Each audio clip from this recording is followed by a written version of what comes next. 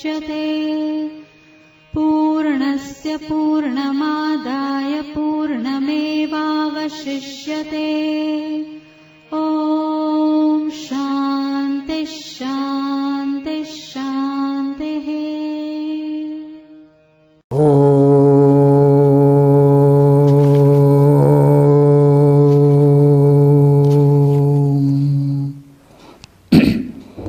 भद्रं कर्णेभिः शृणुयामदेवाः।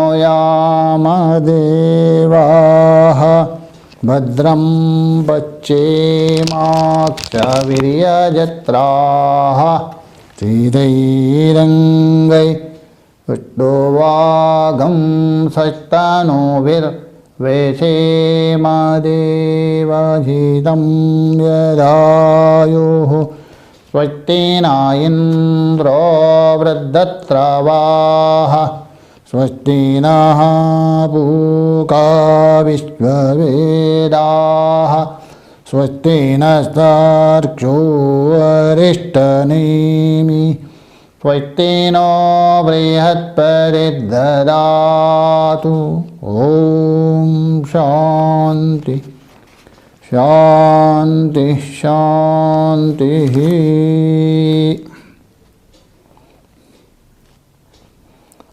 हम लोग मांडुक्य कारिका को लेकर विचार कर रहे हैं। मांडुक्य उपनिषद है, बहुत छोटा सा है, 12वें मंत्र है। किंतु वो जो मांडुक्य है उसमें पहले जो प्रतिज्ञा की थी ना, अयम आत्मा चतुष्पाद करके, उस प्रतिज्ञा के अनुसार 4 बात इसको लेके यहाँ तो 4 प्रकरण बता दिया और मंत्रों में जो भी छुपा हुआ अर्थ है एकदम स्पष्ट रूप से प्रतिपादन किया आचार्य ने। उसमें भी हम लोग अंतिम प्रकरण है जो अलात शांति प्रकरण से प्रसिद्ध है, उसी को लेकर विचार कर रहे हैं। तो विचार करते करते हम लोग यहाँ तक पहुँच गए। पूर्व पक्षी ने जो आक्षेप किया था, अरे वेदांती जी, आपने सारे सब कुछ है सांवृत्तिक व्यावहारिक मान लिया, शास्त्र है, गुरु है, शिष्य आदि सब। यदि शास्त्रादि यदि व्यावहारिक है तो शास्त्रादि के द्वारा प्रतिपादित जो आजादी है ये भी कल्पना मात्र है, ये भी व्यावहारिक ही हो जाएगा। तो ऐसे यदि मानेंगे तो बहुत अनर्थक हो जाएगा। ये आक्षेप किया। सिद्धांति ने कहा, देखो शास्त्रादि भी पारमार्थिक तो नहीं हो सकती। पारमार्थिक तो एक ही है, 2 तो होगा नहीं। पारमार्थिक तत्व को बोध कर रहे ये अलग बात है, किंतु पारमार्थिक नहीं है। जैसा कोई गुरु है अपने शिष्य को तत्व का उपदेश करते हैं, किसमें? शरीर में रहकर है ना, शब्द के द्वारा है ना। तो शरीर में रहते हुए शब्द के द्वारा उपदेश कर रहे हैं। तो शरीर में रहते हुए शब्द के द्वारा उपदेश कर रहे हैं, तो शरीर भी पारमार्थिक नहीं, सत्य नहीं है, शब्द भी पारमार्थिक नहीं। तो इसका मतलब शिष्य को बोध नहीं होना चाहिए, शिष्य को अनुभव नहीं होना चाहिए, उससे पारमार्थिक अनुभव नहीं होना चाहिए, किंतु ऐसा नहीं होता है। तो इसलिए शास्त्रादि पारमार्थिक तत्व का निर्देश करते हैं, इसलिए कोई आपत्ति नहीं है व्यवहारिक होने पर भी। बहुत ऐसा देखा जाता है, निर्देश के द्वारा आपको यथार्थ ज्ञान होता है, संकेत के द्वारा अन्वेषण करते करते आपको वास्तव वस्तु मिलती है लोक में भी। तो इसलिए शास्त्रादि कल्पित है, और शास्त्र के द्वारा जो अजा है और भी जो कहा दिया साक्ष्य, ये भी वास्तव में व्यवहारिक को लेकर है, कल्पित है, पारमार्थिक नहीं है। और दूसरी बात है, पूरा पक्षी कहेंगे अजा ये अजा कल्पित है, व्यावहारिक है, तो अजा क्यों कहा दिया, क्या आवश्यकता है? तो सिद्धांति कहा आप जैसा जो है ना पूर्व पक्षी, उसको आप जन्म मानते हैं ना, आत्मा का जन्म होता है, मेरा जन्म हुआ है, मेरी मृत्यु होगी, ऐसा मान लिया ना। ऐसा जो आप लोगों को समझाने के लिए, निराकरण करने के लिए वहाँ अजा कहा, जन्म नहीं हुआ, बस केवल जन्म मानते हैं, उसको निराकरण करने के लिए कहा दिया। इसका मतलब अजा है, ये भी क्या है, व्यावहारिक, क्योंकि व्यावहारिक को व्यावहारिक से आपको निराकरण करना पड़ेगा ना। कांटे को तो कांटे से निकालना पड़ेगा ना। इसलिए अजत्वादि भी एक प्रकार से व्यावहारिक है। और जीव का जन्म नहीं होता है वास्तव में, पारमार्थिक दृष्टि से किसी का भी जन्म नहीं। क्यों? देखिए, जन्म यदि होता हो उसका निमित्त होना चाहिए, बिना निमित्त से, बिना कारण से किसी का जन्म नहीं होता है, क्योंकि क्रिया के प्रति प्रतिक्रिया होती है। तो यशा जन्म जो है उसके प्रति कारण है, द्वैत है, भेद है। तो द्वैत है, जो भेद है, अविवेक है, अज्ञान, यही जन्म के प्रति कारण होता है। तो निमित्त रूप द्वैती है नहीं, भेद ही नहीं है, तो जन्म कहाँ से होगा? जन्म नहीं होता है। अतः ये जन्मादि जो व्यवहार हो रहे ना, ये सांवृत्तिक मात्रा है, व्यावहारिक मात्रा है, बस अज्ञान को लेके मान लिया। यहाँ प्रश्न हो सकता है, अच्छा अज्ञान को लेकर, संस्कार को लेकर जन्म मानते हैं, यही जन्म मानते हैं ना, तो अज्ञान कहाँ से आया, संस्कार कहाँ से आ गए? जो भेद दिखाने के लिए, जन्मादि प्रतिपादन करने के लिए आप कारण मान रहे हो ना, अज्ञान संस्कार को लेके आए कहाँ से? ऐसा प्रश्न हो सकता है, कर सकते हैं। देखो पूर्व पक्षी जी, ये अज्ञान कहाँ से आया, संस्कार कभी से प्रारंभ हो गए, ये आप नहीं कह सकते, क्योंकि ये अनादि है अज्ञान, इसका आदि नहीं। चल रहे बस, जब तक भेद देख रहे तब तक, कभी से है ये आप नहीं कह सकते। पूर्व पक्षी कहेंगे क्यों नहीं कह सकते? आप बोल रहे हैं अज्ञान संस्कार आदि के द्वारा जन्म मानते हो, यह है ही नहीं तो जन्म कहाँ से होगा, द्वैत है ही नहीं तो। अनादि कह के छुटकारा पा लिया, तो अनादि कहना ठीक नहीं है, कभी ना कभी आदि होगा ना। ऐसा बहुत लोग प्रश्न करते, बाबा संसार अनादि है प्रवाह रूपेण, ये अनादि अनादि कहने से नहीं चलेगा, कभी ना कभी उत्पन्न हो गए ना, ऐसा कहते हैं।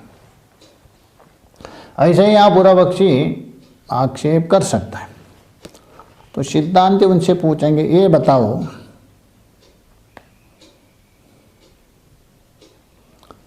अच्छा, मान लीजिए आपसे पूछेंगे, चलो अभी पूरा पक्षी बैठे आपसे पूछेंगे, चाइनीस भाषा जानते हैं आप, फ्रेंच भाषा जानते हैं? तो कहते महाराज चाइनीस भाषा मैं नहीं जानता, फ्रेंच भाषा भी नहीं जानता हूँ, मैं अंग्रेजी जानता हूँ, हिंदी जानता हूँ, थोड़ी गुजराती, थोड़ी मराठी, थोड़ी थोड़ी संस्कृत जानता हूँ, चाइनीस और फ्रेंच भाषा नहीं जानता। अच्छा आपसे पूछे, अच्छा चाइनीस भाषा आप कभी से नहीं जानते हो, क्या उत्तर देंगे? ये नहीं बता सकते, ज़्यादा से ज़्यादा बोलेंगे जब इसे जन्म हुआ तभी से, यही कहेंगे ना, किंतु कभी से नहीं जानते नहीं बता सकते। किंतु चाइनीस भाषा नहीं जानता हूँ कब तक व्यवहार करेंगे? जब तक चाइनीस भाषा का ज्ञान नहीं हुआ तब तक, जब तक फ्रेंच भाषा का ज्ञान नहीं हुआ तब तक। आप कहते मैं नहीं जानता, कभी से नहीं जानता, ये उत्तर नहीं दे सकते आप। हाँ जान लिया, उसके बाद वो अज्ञान हट गया। उस समय आपसे पूछेंगे चाइनीस भाई, हाँ मैं जानता हूँ। अच्छा पहले नहीं जानता था, अज्ञान था, अभी जानता हूँ। तो वो जो नहीं जानता हूँ ये कभी से आप नहीं बता सकते, किंतु जानने के बाद वो निवृत्त हो जाता। वैसे ही यहाँ अज्ञान आदि अनादि नहीं बता सकते, ज्ञान होते ही निवृत्त हो जाता है। इसलिए ये जो अज्ञान है, संस्कार है, उसके द्वारा प्रातिभाषिक रूप से व्यवहार होता है, वास्तव में वहाँ जन्म आदि नहीं है। यहाँ तक विचार हुआ था। आगे बता रहे, देखिए किसी जन्म का हेतु 3 बता दिया था, पीछे भी बता दिया था। 100 ये जो पीछे प्रथम उस प्रकरण में देख लीजिए, वहाँ स्पष्ट बताया था। अर्थात अद्वैत प्रकरण है ना, उस अद्वैत प्रकरण में मतलब तीसरा प्रकरण, प्रथमा है आगम प्रकरण है, दूसरा वैतथ्य प्रकरण है, तीसरा है अद्वैत प्रकरण। उस अद्वैत प्रकरण का 16वें कारिका में वहाँ भी बता दिया था।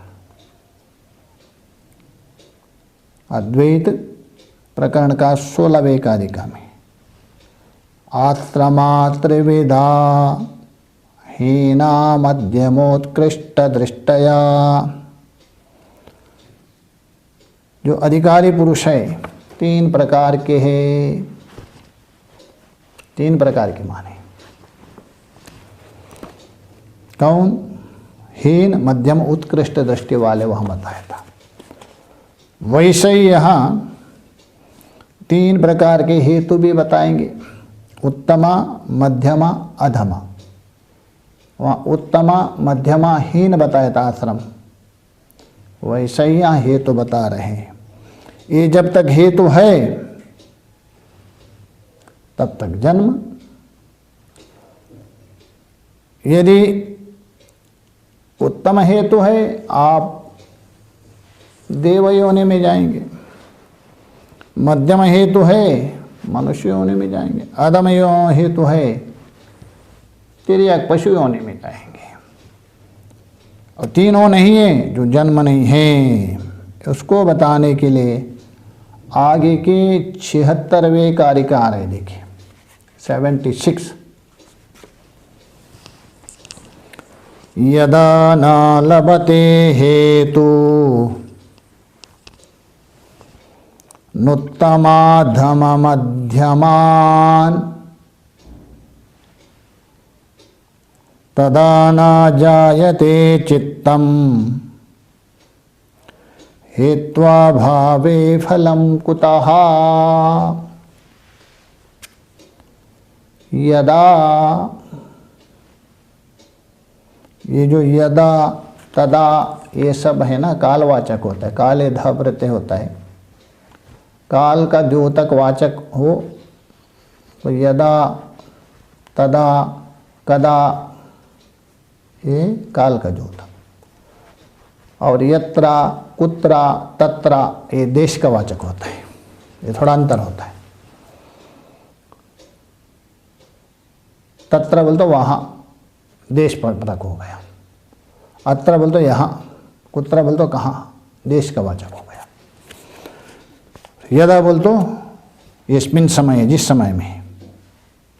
तदा बोल तो तस्मिन् समय, उस समय में। इस सप्तमी का वाचक अर्थ में जिस समय। क्या? ये जो आपका चित्त है, जो जन्म का कारण बनाता, बंधन का कारण बनाता, कौन? चित्त है ना। क्योंकि शास्त्र भी बता रहे हैं ना, मन ये वह मनुष्याणाम कारण बंध मोक्षयो। वो जो आपका चित्त है, अर्थात चित्त का मतलब अंतःकरण लेना, वो उत्तम अधम मध्यम कारिका में ऐसे दिया है, किंतु आप अर्थ करते हैं उत्तम मध्यम अधम। तो द्विवचन का बहुवचन है। द्विवचन का बहुवचन है, द्वितीय का बहुवचन। अर्थात जिस समय में, जिस काल में जो योगी है उसका जो चित्त, जो उत्तम अर्थ करेंगे भाष्यकार, उत्तम किसको कहते हैं, मध्यम किसका तात्पर्य है, अधम क्या है। जो उत्तम मध्यम और अधम हेतून, ये भी बहुवचन है।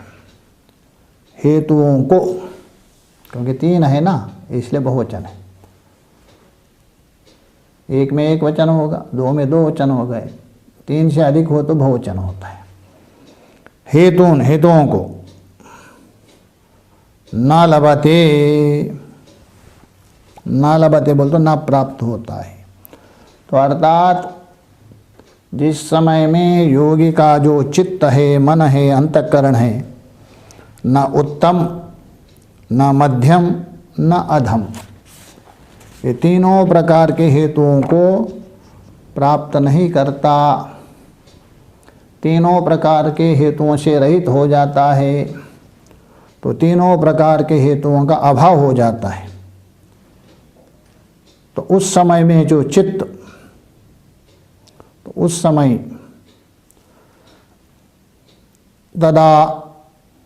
तदा बोल तो तस्मिन् समय, उस समय में। तस्याः, तस्या बोल तो उसका, उस योगी का, पहले जो जन्म होता था ना, पुनरपि जननम पुनरपि, उसका चित्तम न जायते, तभी उसका जन्म नहीं होता। चित्तम ऊपर सा अन्वय कर दीजिए, जो चित्तम बड़ा है ऊपर अन्वय।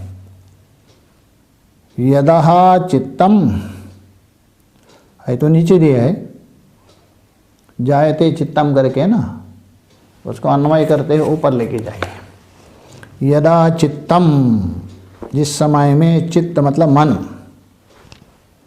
किम उत्तमा मध्यमा अधमान हेतु न लभति, जिस समय योगी का चित्त, क्योंकि अभी चित्त चिद हो गए ना, वो चित्त नहीं रहा, चित्त में तकार हट गया, वो चिद हो गया। वो जो योगी का चित्त है उत्तम मध्यमा और अधम हेतुओं को प्राप्त नहीं करता है, तदा तदा बोल तो उस समय न जायते, उस योगी का जन्म नहीं होता है, क्योंकि चित्त का विषय जो धर्माधर्म मिश्रित और अधर्म ये हेतु प्राप्त नहीं, तो चित्त कहाँ से जन्म लेंगे, योगी कहाँ से जन्म लेंगे। तो इसलिए बोल रहे तदा न जायते बोल तो जन्मो न भवति, जन्म नहीं होता है। क्यों? अरे जन्म क्यों नहीं होता है, कारण क्या है? तो बता रहे हेतु अभावे हेत्वाभावे, क्या हुआ, यण हो गया, हेतु एक में आ गए ना, तू में ऊ है, अभाव में आकार है, इको एणाची, इको को एण होता है, अच पर रहे तो इक हो गया उ, अज हो गया अ, एण हो गया ऊ को वा, ई को या ऊ को वा, यहाँ ऊ है इसलिए वा हो गया, हेतु और हेत्वा हो गया, अभाव का आकार उसमें मिल गया, हेत्वाभावे सप्तमी है, हेतु का अभाव होने पर, जो निमित्त है उसका अभाव होने पर, कारण है उसका अभाव होने पर, अथवा उपाय है उसका अभाव होने पर, कोई भी लीजिए। तो हेत्वाभावे, हेतु का अभाव होने पर, फलम कुतः, प्रश्न कर रहे, अच्छा हेतु ही नहीं है, उससे प्राप्त होने वाला फल कहाँ से? बीज ही नहीं है, बीज के बिना वृक्ष नहीं होगा, वृक्ष के बिना आपका हेतु नहीं होगा। वैसे ही यहाँ बीज हो गया आपका उत्तम मध्यम अधम, धर्म धर्माधर्म अधर्म, उत्तम हो गया धर्म अथवा पुण्य मान लीजिए, मध्यम बोल तो पुण्य पाप धर्माधर्म, अधम बोल तो पाप अथवा अधर्म, यही हेतु है ना। ये हेतु ही नहीं है, कारण ही नहीं है, तो जन्म रूप फल कहाँ से होगा? नहीं होगा, क्योंकि निमित्त के बिना, हेतु के बिना फल नहीं हो सकता है। एक कार्य का मैं बताएं, देखिए भाष्यकार क्या कहते हैं, देख लीजिए।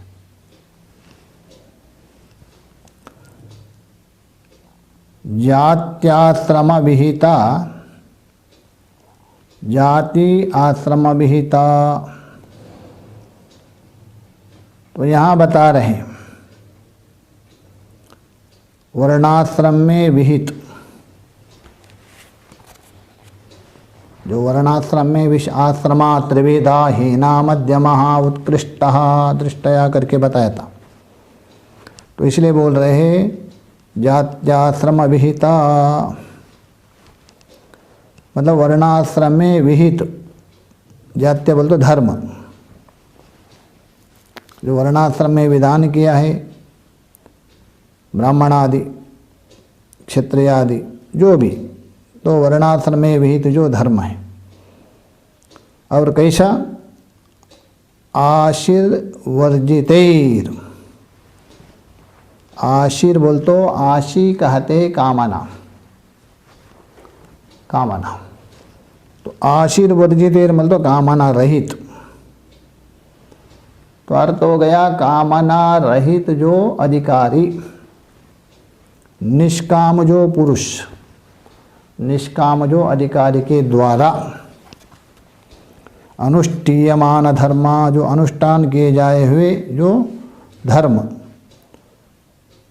कौन? वर्णाश्रमादि का जो धर्म, तो ये बता रहे अनुष्ठीयमान धर्मा, तो निचोड़ करके अर्थ हो गया कामना रहित, इच्छा रहित, निष्काम रूप से ऐसा जो निष्काम युक्त दो पुरुष के द्वारा जो अनुष्ठान किया था, जो आचरण किए हैं, ऐसा जो आचरण किए हुए जो वर्णाश्रम विहित धर्म, तो उसका फल क्या होता है? तो उसका फल है धर्म करने से पुण्य होता है। पुण्य का फल क्या है? देवत्वादि प्राप्ति हेतवा, देवत्वादि के प्राप्ति का हेतुभूत है। पहले भी बताया था, क्योंकि जो निष्काम पुरुष के द्वारा आचरण किया हुआ जो वर्णाश्रम आदि धर्म है, तो वही उसी से पुण्य होता। अत्यधिक पुण्य होने से ब्राह्मीय शरीर को प्राप्त करता है, थोड़ा कम होने से इंद्र आदि, और भी कम होने से अग्नि आदि। तो इसका हेतुभूत किसका? देवत्वादि के प्राप्ति के हेतुभूत कौन? जात्याश्रम विहिता धर्म। जात्या बोलते वर्णाश्रमादि विहित धर्म, वहां मैं कर दीजिए। जात्याश्रमा विहिता धर्म मतलब वर्णाश्रम विहित धर्म, वो हेतु स्वरूप है। किसके हेतु? देवत्वादि प्राप्ति हेतवा। देवत्व बोलते इंद्र है, ब्रह्मा है, अग्नि आदि देवत्व प्राप्ति का हेतु है। उत्तमा, इसको नाम है उत्तम का अर्थ है। कारिका में जो उत्तम आ गए ना, उसका अर्थ है ये वर्णाश्रम धर्म है, उत्तम हेतु है।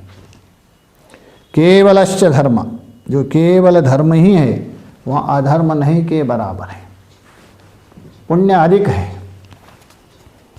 जो केवल ही धर्म है उसी का नाम है उत्तमा कहा। और वो हेतु हो गया देवत्व प्राप्ति के प्रति। तो कहने का तात्पर्य ये हो गया, वर्णाश्रम में विधान किया हुआ जो धर्म और अनुष्ठान आदि करते हुए वो देवत्व को प्राप्त होता है, इसलिए कर्म देवता कहा दिया है। बृहदारण्यक में भी, तैत्तरीय उपनिषद में भी, आनंद मीमांसा में, एक तो आजानु देवता, एक कर्म देवता। तो पुण्य अत्यधिक होने से आप देवत्व को प्राप्त होते हैं। उस देवत्व प्राप्ति का हेतु हो गया उत्तम, यह उत्तम हेतु है। केवल उत्तमा केवलाश्च धर्मा, जो केवल धर्म ही है वही उत्तम हेतु है देवत्व प्राप्ति का। और मध्यम को बताने जा रहे, देखिए मध्यम को नहीं बता रहे। देखिए अधर्म व्यामिश्र्या, अर्थात अधर्म मिश्रित है। धर्म तो है, अधर्म मिश्रित धर्म है, मतलब पुण्य पाप दोनों है उसमें। पुण्य भी है, पाप भी बराबर, सेकंड क्लास में है आप, फर्स्ट क्लास में नहीं। तो इसलिए बोल रहे अधर्मा व्यामिश्र्या, मतलब अधर्मा मिश्रित धर्म है, पुण्य भी है पाप दोनों मिश्रित है। इसी का नाम है मध्यमा, ये मध्यमा कहते। और वो किसके हेतु है? मनुष्यत्वादि प्राप्त्यार्था, मनुष्यत्वादि प्राप्ति के हेतुभूत है। मनुष्यत्वादि प्राप्ति का हेतुभूत, यहाँ आदि है पूर्ण अर्थ में, और मनुष्यत्व आदि से कोई नहीं रहेंगे। तो मनुष्यत्वादि प्राप्ति का हेतुभूत है मध्यमा। तो मध्यमा है, तो मध्यमा हेतु का अर्थ हो गया, मध्यमा हो गया, उसका अर्थ है पुण्य पाप मिश्रित, ये है मध्यम। तो पुण्य और पाप किसका हेतु हो गया? मनुष्यत्वादि प्राप्ति का। और पुण्य पाप का अर्थ है मध्यमा, इसलिए मध्यमा हेतु हो गया मनुष्यत्व, उत्तमा हेतु हो गया देवत्व, मध्यमा हेतु हो गया मनुष्यत्व। उत्तम का अर्थ है केवल धर्म प्रदान है, धर्म ही धर्म है, ये उत्तम है, वो देवत्व। दोनों बराबर है, ये मध्यम है। जैसे आपका लौकिक भाषा से सेकंड क्लास, उससे मनुष्यत्व, उसका हेतु है। तीसरा बता रहे हैं, तिर्यगादि प्राप्ति निमित्ता अधर्म लक्षणा। तथा तिर्यग है, तिर्यग का मतलब जिसकी पीठ ऊपर और पेट जमीन की तरफ से रहता है। तो तिर्यग आदि जो योनियों को प्राप्ति का हेतुभूत, वो है अधर्म लक्षणा। वहाँ अधर्म ही रहता है, अधर्म प्रधान है, इसलिए वो अधर्म कहा दिया। तो इसलिए अधर्म में ही प्रवृत्ति विशेषश्च अधर्म। तो तिर्यक पशु आदि जितने भी पाप योनि मान लीजिए, उस प्राप्ति का हेतुभूत जो अधर्म में बोल दो, अधर्म अत्यधिक बाहुल्य, ऐसे विशेष प्रवृत्तियाँ हैं, ये अधम हेतु है, ये अधम हेतु हो गया। तो उत्तम से देवत्व धर्म प्रदान, मध्यम से मनुष्यत्व उभय प्रदान, और अधम से तिर्यक यहाँ अधर्म प्रदान। ऐसे जो अधर्म प्रदान है वो प्रवृत्तियाँ ही उसमें देखी जाती है, वो अधर्म बोल रहे हैं। इसलिए तिर्यगादि प्राप्ति निमित्ता, तिर्यगादि योनियों के प्राप्ति का निमित्त बोल तो हेतुभूत, और अधर्म लक्षण है, और प्रवृत्ति विशेषश्च अधमा। अधर्म लक्षण है मतलब अधर्म स्वरूप, और विशेष प्रवृत्तियाँ, विषय मतलब खाना पीना सोना, यही विशेष है, और कोई इनकी प्रवृत्ति नहीं है। ये जो अधम हेतु हो गया। ये तीन का बता, तीन हेतु बता दिया, उसका फल भी बता दिया। तान बहुवचन है, तान बोल तो ये तीन बताए ना वे, उत्तम मध्यम अधमान, द्विवचन है। अविद्या परिकल्पितान, ये सब अविद्या और संस्कार से परिकल्पित है तीनों, इसलिए अर्थ करें अविद्या परिकल्पितान। तो इसलिए बोल रहे अविद्या परिकल्पितान यदा,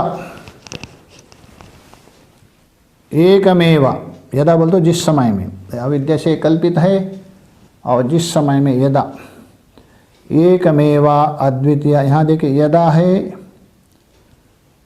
उसके बाद एक है, वृद्धि हो गया, यदेक हो गया। एकम एवह अद्वितीयम आत्मतत्वम, अर्थात जिस समय में एकमात्रा अद्वितीय आत्मतत्व को सजातीय विजातीय स्वागतादि भेद रहित, इसलिए छांदोग्य में ना सदैव सौम्या इदमग्र्यासीत् एकमेव अद्वितीयम, तीनों को व्यावृत्ति किया। अथवा देशकृत कालकृत वस्तुकृत परिचिन्नते रहित, तो ही बता रहे एकमेवाद्वितीयम आत्मतत्वम। और कैसे है, सर्वकल्पनावर्जितम, संपूर्ण कल्पनाओं से रहित, ना उत्तम कल्पना है, ना मध्यम कल्पना है, ना अधम कल्पना है, उससे रहित। जानन, जानन बोलते ज्ञान होने पर। तो कहने का तात्पर्य ये है, साधना चतुष्टय संपन्न होकर श्रवण मनन निधिध्यासन के द्वारा केवल एक अद्वितीय आत्म तत्व का ज्ञान होने पर, वो कैसे है, संपूर्ण कल्पनाओं से रहित विशेषण है, ऐसे एकमात्र अद्वितीय आत्म तत्व का ज्ञान होने पर, इसको बोलते ज्ञानन। ज्ञानन बोलते ज्ञान होने पर, अनुभव होने पर। न लभते, अभी जो उत्तम मध्यम अधमा, ये जो कल्पना है ये जो हेतु है, उत्तम है देवत्व, मध्यम है मनुष्यत्व, अधम है तिरेकत्व, उसके प्रति हेतुता वो ना लभते, उपलब्ध नहीं होता है, क्योंकि हेतु नहीं रह सकता उस समय में। हाँ, वो हेतु तब तक है अद्वितीय आत्म तत्व को नहीं जान रहे, अज्ञान में ही आप पड़े हैं, अज्ञान को लेके व्यवहार कर रहे, तभी शास्त्र ने वहाँ समझा दिया। अरे तुम अज्ञान में है, तभी आपको समझा दिया। ये कर्म करने से आपको देवत्व मिलेगा, ये कर्म करने से आपको मनुष्यत्व मिलेगा, और ये होने पर पाप होने से तिर्यक मिले, ये समझा दिया अज्ञान को लेकर। शास्त्र उनके लिए है, अज्ञानी को लेकर, ज्ञानी के लिए काय के लिए।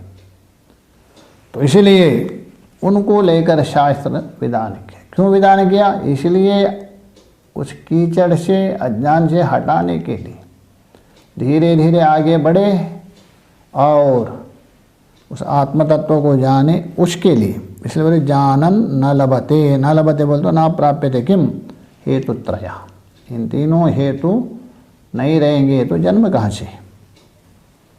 न लभते का अर्थ कर न पश्यति, अर्थात उन हेतुओं को नहीं देखता है, उपलब्ध नहीं होता है।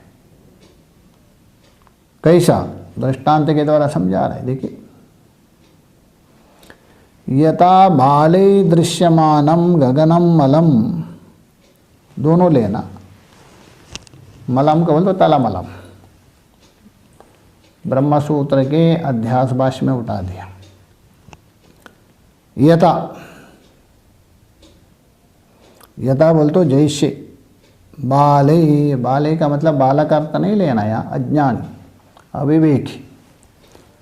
दृश्यमानम किम गगने मलम, गगन में तल और मल।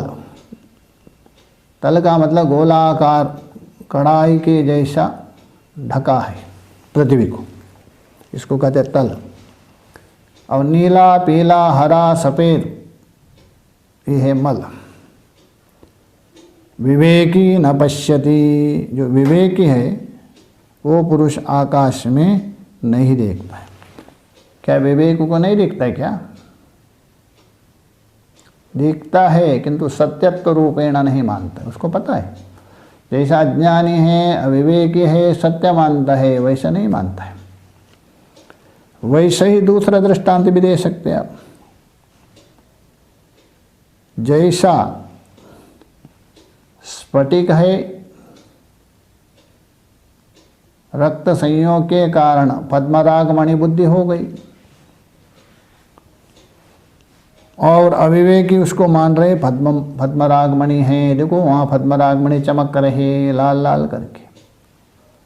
किंतु विवेकी वैसा नहीं देखता है, क्योंकि उसको पता है ये तो स्फटिक है करके। वैसे ही यहाँ एक दृष्टांत दिया, वैसा और भी समझ लीजिए। अर्थात जो विवेकी है, विचारवान पुरुष है, वो मलिनत्व और तलत्व है। अज्ञानी व्यक्ति जैसा सत्य मान रहे वैसा सत्य नहीं मानता है। दिखेगा उसको भी, क्योंकि सोपाधिक भ्रम है ना। किंतु न पश्यति बोल तो सत्यत्वम न अनुभवति, अर्थ लेना। उसको दिखेगा है, ऐसा बात नहीं, दिखेगा किंतु सत्यत्व नहीं मानेंगे, इसे न पश्यति। ये वह दृष्टांत। तद्वत्, यथा दृष्टांत है, तद्वत् बोल तो तथा, वैसा है। तद्वत् तदा न जायते नोत्पद्यते, वैसा ही तदा न जायते नोत्पद्यते। उस समय में चित्त उत्तम, मध्यम और अधम भल रूप से देवतादि शरीर में उत्पन्न नहीं होता है, क्योंकि निमित्त है नहीं ना, क्यों उत्पन्न होगा? तो ये बोल रहे तद्वद वैसा ही उसका ऊपर लेना, तद्वत बोल तो वैसा ही या विवेकी पुरुष है, तत्वज्ञ पुरुष है, ये उत्तमा और अधमा मध्यमा हेतुओं को नहीं देखता है। तदा ना जायते नोत्पद्यते, और जो विवेकी है, तत्वज्ञ पुरुष है, कारण तो निवृत्त हो गए ना। कारण क्या था? अज्ञान। कारण क्या था? भ्रम। कारण क्या था? अविवेक, भेद बुद्धि, वो निवृत्त हो गई। तो वो यदि निवृत्त हो गई तो उत्तमा मध्यमा अधमा हेतु कहाँ से रहेंगे? हेतु ही नहीं तो देवत्व मनुष्यत्व तिरेगत्व जन्म कहाँ से होगा? इसलिए नहीं होगा। इसलिए ना जायते बोल तो नोत्पद्यते का चित्तम, वो जो चित्त है अतः जीव, चित्त का मतलब जीव, जीव का जन्म नहीं होता है। हाँ, जब तक उसको नहीं जान रहे तो व्यावहारिक रूप से कहिए अथवा प्रातिभाषिक रूप से जन्म मृत्यु मान लिया, वास्तव में नहीं। नोत्पद्यते चित्तम देवादि आकारे, किस रूप से जन्म नहीं लेता है? देवादि आकारे, देवादि के आकार में, अतः शरीर रूप से। आकार बोलते शरीर कौन है? उत्तमा अधमा मध्यमा फल रूपेण, उत्तम है, मध्यम है, अधम फल रूप से देवादि शरीर में उत्पन्न नहीं होता है। देवादि बोल तो देवता, मनुष्य, पशु पक्षी आदि रूप से जन्म नहीं होता है, यही बता रहे। देवादि आकारे एण हो गए, देवाद्याकारे, उत्तमा अधमा सवर्ण, मध्यमा फल रूपेण, अर्थात जो उत्तम मध्यम और अधम फल रूप से देवादि बोल तो देवत्व मनुष्यत्व और तिर्यगत्वादि उत्पन्न नहीं होता है। नहीं असति हेतु, जहाँ हेतु ही नहीं है, कारण ही नहीं है, फलम उत्पद्यते न कोई अन्वय, वहाँ फल की उत्पत्ति नहीं हो सकती है। हेतु हो, कारण हो, वहाँ फल की उत्पत्ति मानी जाती। हेतु के बिना फल की उत्पत्ति नहीं हो सकती है। इसलिए बोला असति न ही बोलते यस्मात्, ही आगे असति हसति, यस्मात् क्योंकि असति हेतु अर्थात अविद्यमान हेतु, अभाव हेतु, फलम न उत्पद्यते, फल की उत्पत्ति नहीं होती। जैसे दृष्टांत बीजादि अभावा बीजाद्यभावा, बीजादि के अभाव होने पर इवा सस्यादि, जहाँ बीज ही नहीं है तो अंकुर कहाँ से होगा? तो बीजादि रहने पर ही वहाँ अंकुरादि उत्पन्न होता है। तो बीजादि के बिना अंकुर की उत्पत्ति नहीं होती है। वैसा ही यहाँ हेतु के अभाव होने से उत्तमा मध्यमा अधमा, तो देवत्वा मनुष्यत्वा तिर्यगादि जन्म भी नहीं हो सकता है, ये बता दिया। आगे के विचार आगे करें। ओम पूर्णमदः पूर्णमिदं पूर्णात् पूर्णमुदच्यते पूर्णस्य पूर्णमादाय पूर्णमेवावशिष्यते। ओम शांति शांति शांति।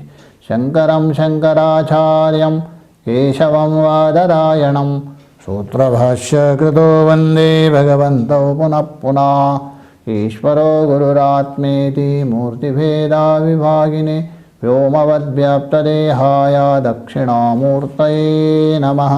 ओम शांति शांति शांति।